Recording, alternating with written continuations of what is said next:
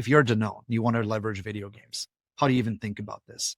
And in its simplest form, you can think of them as they're escalating in their level of complexity and also in their potential for impact for your company. So in its very most basic form, the starting point, that's the easiest way to do is you find video games that you can integrate your brand and not just like slap a logo on it, maybe do a 1 month themed event or product placement to a certain extent. The earliest versions of that, to a degree, that were really successful, like way back when, was Louis Vuitton in League of Legends. You remember like the trophy case that was Yeah. the Louis Vuitton suitcase? Like that in its simplest form was one of the early manifestations of exactly that.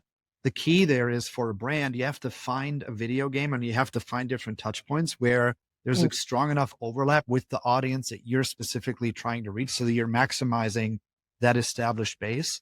And that's one of the big advantages. You don't have to build an audience from scratch because you're going to an established touch point that has a defined number of daily active users or monthly active users.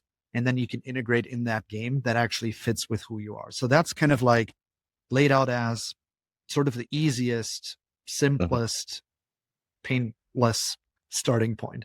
From there, what we've seen a lot of companies do is you build your own video game. That's actually Chipotle went exactly through that cadence.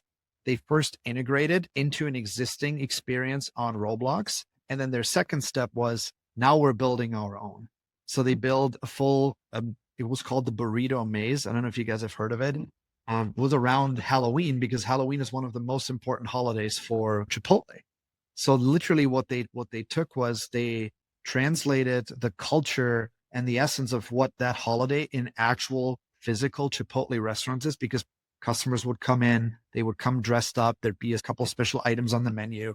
They took all of that and translated that to a virtual experience and its actual standalone game on Roblox, where you could play like a maze type game. You collect different items, you solve different puzzles. The more you would do that, you'd unlock clothing and accessories for your character that you could dress up, and then eventually go to an actual virtual Chipotle restaurant and redeem some of those items for free burritos.